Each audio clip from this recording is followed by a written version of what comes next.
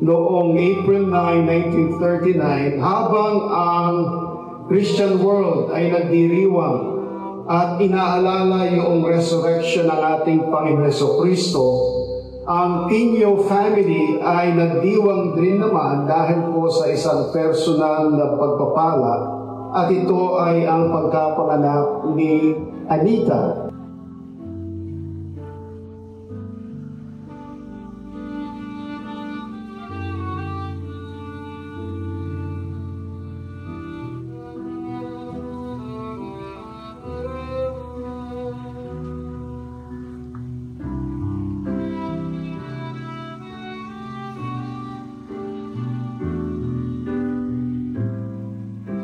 Meron din po siyang picture na nandun siya sa gitna at napapalibutan ng puro mga binata.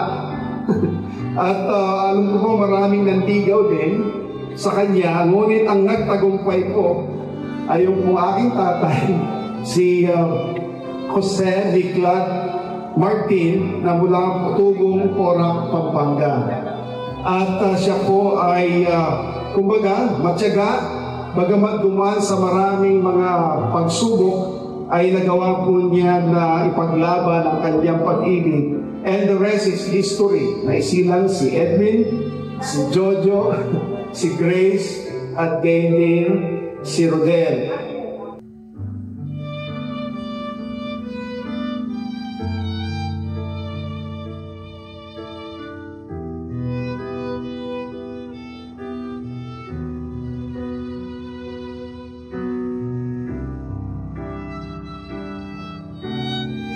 Ngayon, nung dumating nga itong October 1st, 2025, noong, kumbaga, ang aming pasalamat na hindi na siya naghirap at ibinigay niya, siya po'y handa dahil sa mga pag-uusap ng magkakapatid at din yung mga pamangkin namin, ay handa siya. Salamat po sa Angeles Seventh-day Adventist Church dahil kayo na po provide ng spiritual support. Parati siyang nakikinig sa lahat ng mga serbisyo at gain din yung kay Brother Yumon at Brother Perlito. Sila yung nangungin sa Voice of Prophecy, parang Voice of Prophecy yung programa na kanyang pinakikinggan.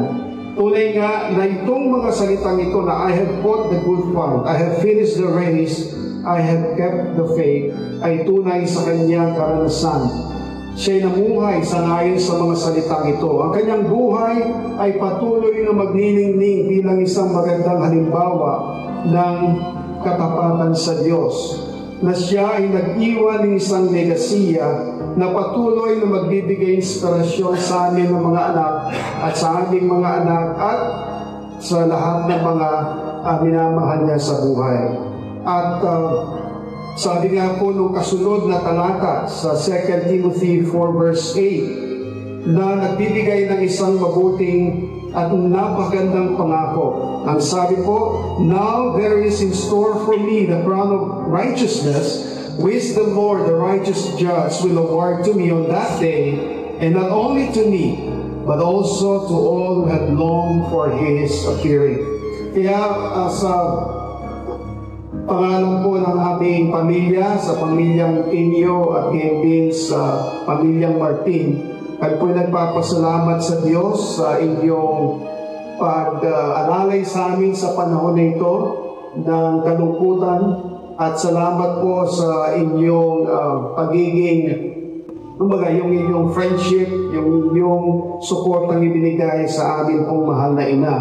With all our hearts, we believe that this crown of life na binanggit po ni Apostle Paul ay naghihintay din para sa aming mahal na ina, na siya ay nanatiling tapat sa Diyos hanggang sa huling bahagi ng kanyang buhay, at siya na nagsasabi sa amin na patuloy na sumunod sa Diyos. Ito rin po ang kanyang iniiwan sa atin, na magtapat sa Diyos hanggang sa wakas, na ang kanyang tanging pangarap ay ang bawat mahal niya sa buhay, mga kaibigan, at lahat po ng naging kabahagi ng kanyang buhay ay sama-sama pong uuwi sa langit na bayan, lalo na sa pagdating ng ating Panginoon. So salamat po at ako'y nagpapasalamat, pinupuri ko ang Diyos sa 86 years na buhay na binigay ng Panginoon sa aming mahal na ina na si Ima Anita Inyo Martin.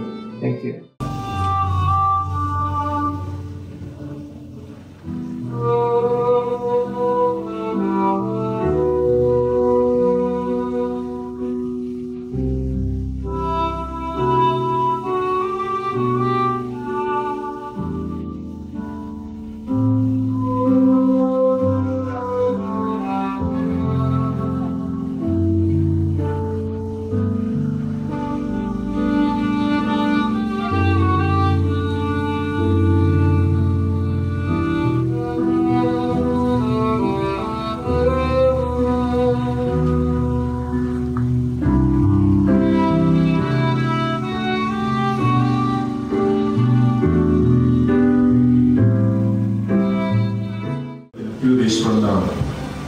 May iwan ang tatlong magkakapatid. Pero dalangin po namin na pag-usahin po ninyo ang kanila pong mga gagawin bilang isang pamilya. Huwag po ninyo silang pababayaan at tubayan po ninyo sa kanilang mga pagdadaanan. Bigyan sila ng lakas ng loob, tibay ng pananampalataya sa pagtitiwala sa inyong mga panalapangako.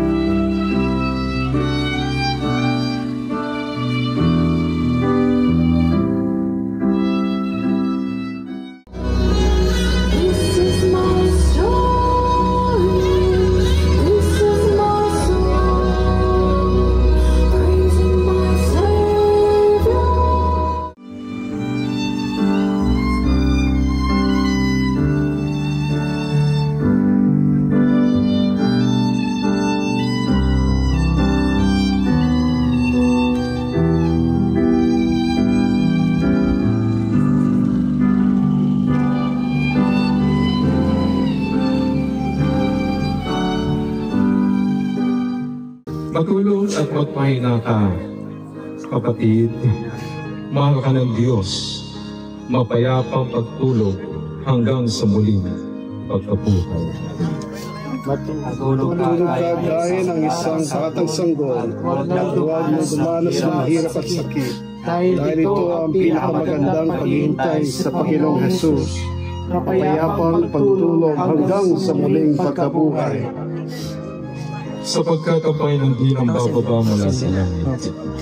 May isang sikhaw, may tinig ng Arkanghel, at may paghahak ng Diyos, at ang nangamatay kay Kristo ay unang mga buhay na magmuli. Pamilya? Tanging ang pagtulog, hindi pagpapaalam. Sandali na lang at na ang lahat ng anak niya sa kanya ay matay, mabubuhay na maguli, na magsama-sama, kapayapang pagtulog hanggang sa muling pagkabuhay. Ngunit hindi naming ibig na kayo hindi makaalam, mga kapatid, tungkol sa namatutulog, upang huwag kayong mga lumbay, sapagkat kung tayo palataya na si Jesus ay namatay, ay nabuhay na magmuli, ay gayon din naman na nakatutulog kay Jesus ay muling bubuhay. Pamilya? Ngayon, sinasampalatayanan namin na siya'y magbabangon muli sa pagkabuhay na maguli sa pagbabalik ni Jesus. Ngayon aming matamang inalagay ang kanyang katawan sa pansamantalang paghihintay.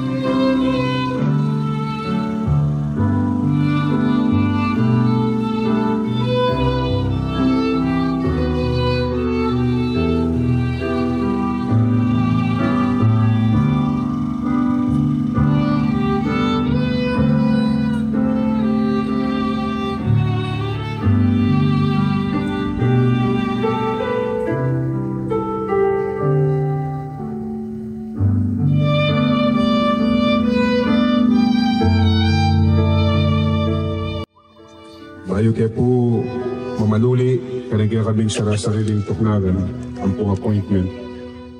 Panalangin na pong makabukod, kaya kami pong kakamalan, kapatid. Wala ang Pastor Edwin, and Jojo, and Grace, and Rodel. Ang pong kare-karelang pamilya. Sana po ginawain kaya kayo pong alam, makanya mo naman po yung Santo Espiritu.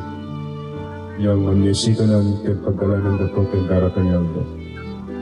O Diyos, mangulinala ken daratang aldo, pero ken kaya kayong panalagamat, ang tabayanan niyo po.